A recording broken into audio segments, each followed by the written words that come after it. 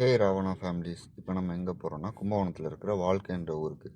பேருக்கு ஏற்ற மாதிரி ஊர் ரொம்ப அழகாக இருந்துச்சு. ஆனால் இந்த ஒத்தடி பாதையில் போகிறதுக்குள்ள முடியல முடியல. ஆனால் போக போக போக ஒரு கட்டத்துக்கு மேலே ஐயோ ஐயோ இந்த லெவலுக்கு மண்டை காஞ்சிருச்சு. ஃபைனலாக ஒரு வழியாக கோயிலை கண்டுபிடிச்சிட்டோம். வெற்றி வெற்றி வெற்றி வெற்றி நாங்க ஜெயிச்சிட்டோம்.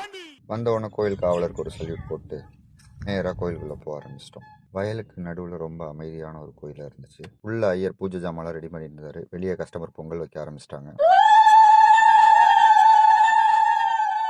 இந்த கோயிலே இந்த ஐயனார்ஸில் பர்டிகுலராக இந்த ஃப்ரேமில் ரொம்ப பயங்கரமாக இருந்தார். ஐயனாரை பார்த்து முடிச்சுட்டு அப்புறம் தாங்க இந்த பெரியவரை பார்த்தேன். ரொம்ப பிரமிப்பாக இருந்தார். கிட்டக்க போய் பார்க்கலான்ட்டு போனால் கிட்டத்தட்ட 50-60 அடி உயரம் இருப்பார் இவர்.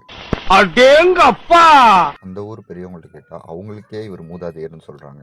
ரொம்ப ஆச்சரியமா இருந்துச்சு. அது எப்படான்னு பார்த்தா அப்புறம் தான் தெரிஞ்சது எங்க அப்பன் சிவனோட ஆசை இல்லைன்னு. அவருக்கு நேர் எதிர்க்க இந்த பெரியவர் இருக்காரு.